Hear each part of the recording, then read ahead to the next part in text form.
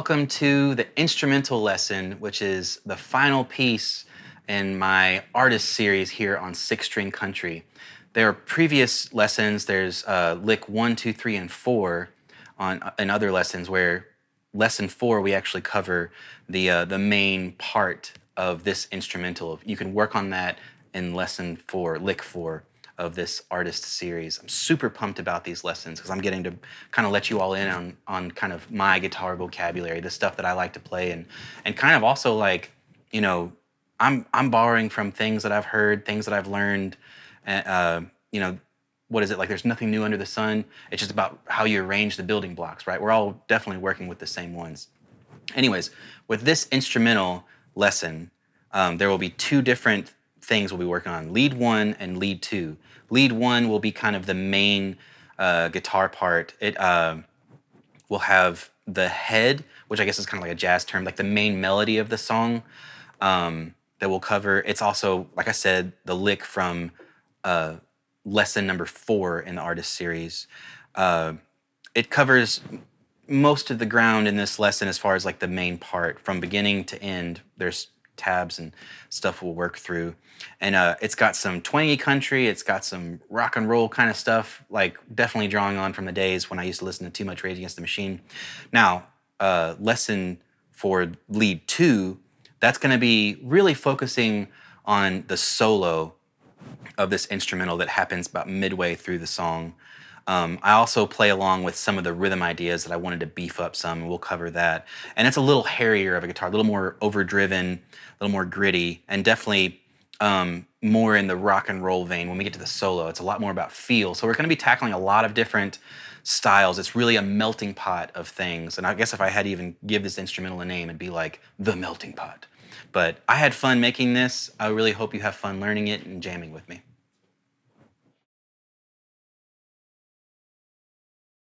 This is the lesson for lead 1 of my instrumental. We're going to need to be on the bridge pickup, kind of like a medium-ish gain. It's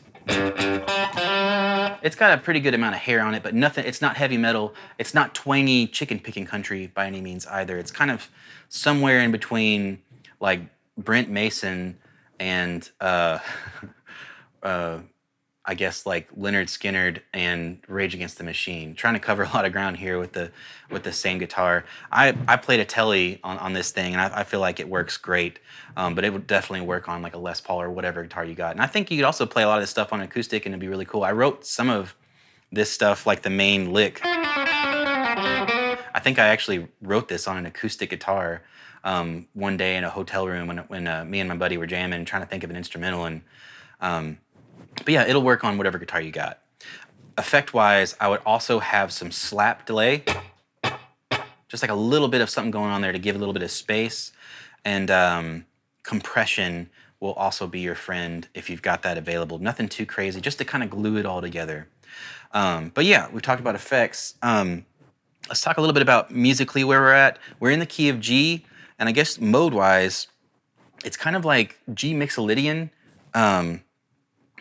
Or at times, it's kind of all over the place, really. And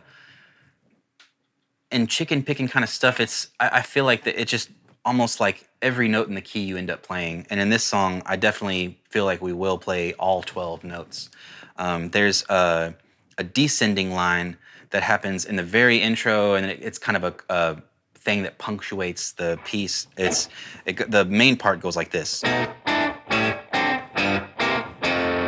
which is really just along with, and a bass note, or a bass line.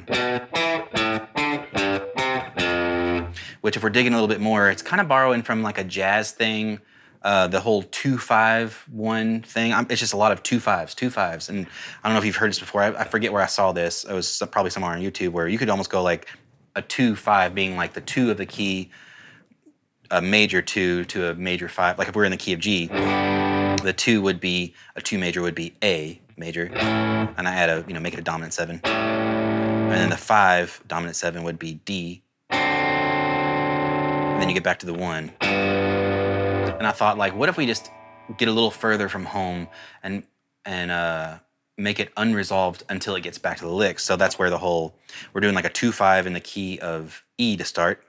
So it's going like B, 2-5 in the key of B. So we're going the 2, which is B major, and then E, and then a 2-5 of the key of G, and then 2-5 of the key of F, and then finally land on the F, a dominant 7 chord, which is really the flat 7 of the key the instrumental is really in. So it's just really a way to kind of go like, oh, where are we? And we're back. A little bit of that tension and release. It's creating the tension to propel us into the other stuff, just to make it interesting.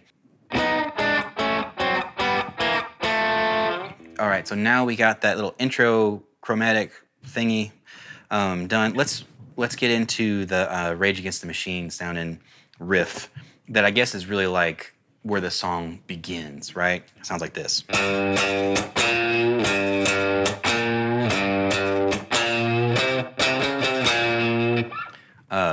Totally ripping off Rage Against the Machine or that kind of vibe. It's all single string here, and we're going to stay on the low E. I thought it sounded a little tubbier that way. But yeah, 3rd fret, hit that twice, and then mute, and then 6th fret of the low E, and then bend it up like a half step slowly. Do that again. Do a 3rd time.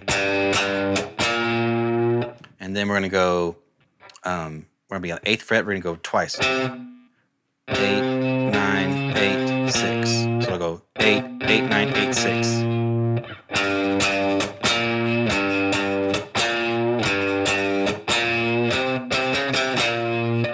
I'm doing chicken picking stuff here too, so I'm going to be using a pick. And some people use a thumb, like a Brent Mason kind of thing. They'll use a thumb pick and use their pointer finger and middle finger to kind of do almost like a banjo. I play a little more like Brad Paisley does, where he'll have a pick that he's holding, thumb and pointer finger, and then using middle finger and ring finger. And I have fingernails that helps me articulate stuff, but that's how I get this to work.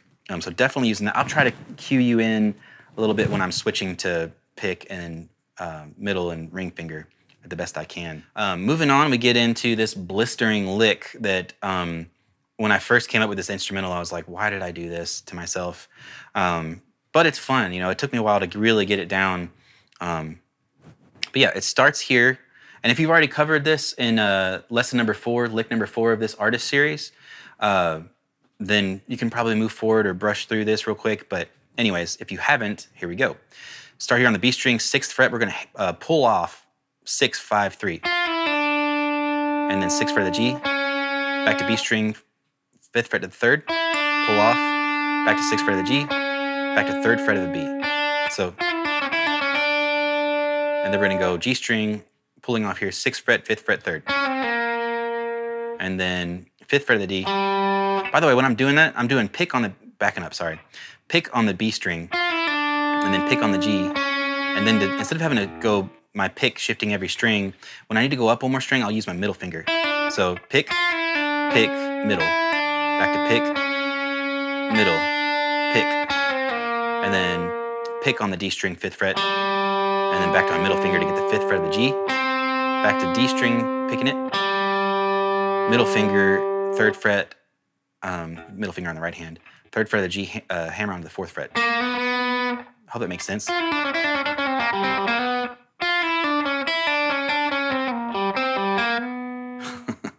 hard to play it slow.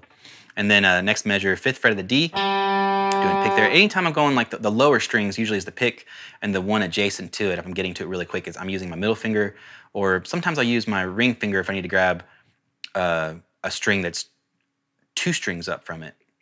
So yeah, that beginning of that measure again, 5th fret of the D, open G, and then 3rd fret of the D, we're gonna go pulling off 3rd fret, 2nd fret, open. Then 3rd fret of the A, 2nd fret of the D, 3rd fret of the A again, and then open D. And then back to A string, we're gonna go 3, 2, open, pulling off. And then 1st fret of the low E.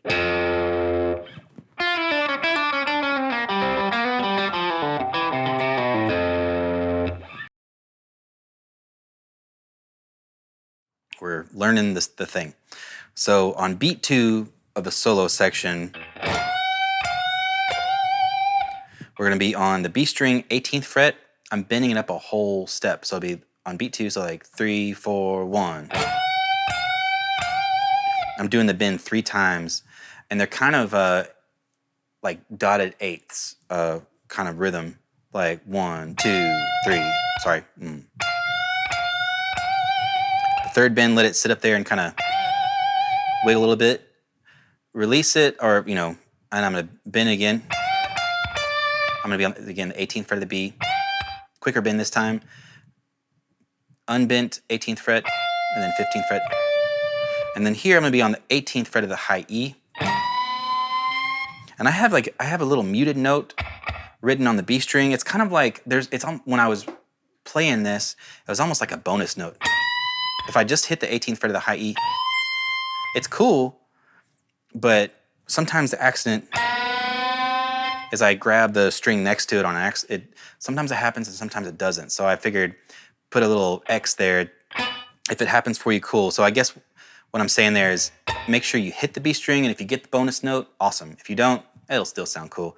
But I'm bending up the 18th fret of the high E 1 1/4 steps. So I'm bending it up to this tone of the 21st fret. You got to get way up there. I don't know why there are 11s on this guitar, but there are. So my bends might be a little saggy. But yeah, bend that all the way up there. We got plenty of time to do it. Woo! It doesn't want to get up there. And it's going out of tune. But yeah, after that, the next measure, we're going to go unbent, 18th fret of the B, and then hit it unbent, and then muted notes, 15th fret, more muted notes, and that's basically just muted with my left hand, so nothing rings forward. That measure. It sounds so stupid without music to accompany it. But yeah, then after that 13th fret of the B, bend it up a whole step. And keep that bend rolling, but now we're going to add the 10th fret of the high E. So it'll be the third bend there, ring for a second, and then I kind of hit open strings. They could be sort of muted, but I was just feeling it. So I think it was something like that, like the D, G, and B were kind of open, just hit.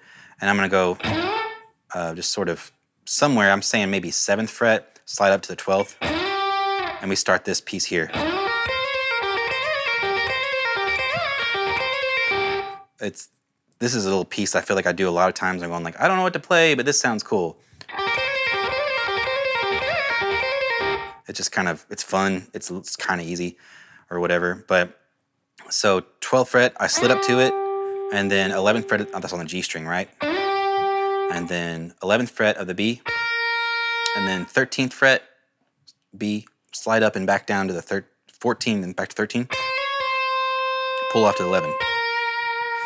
Start it over again, 12th fret of the G, 11th fret of the B, 13, this time slide up to the 16th. I was somewhere in there, I was just kind of like, just slide up a little bit more, but I guess 16th fret is what it sounds like. Slide back down to the 13th fret, pull off to the 11th, and then start it over. So that's G string 12th fret, 11th fret of the B, 13th of the B, slide up to the 14th and back down, pull off to 11. Start it again, and this time slide up even higher. I'm kind of getting up to the, I guess the 18th, what I'm aiming for. Slide back down to the 13th fret, pull off to 11, 12th fret of the G again, and we're doing it one more time.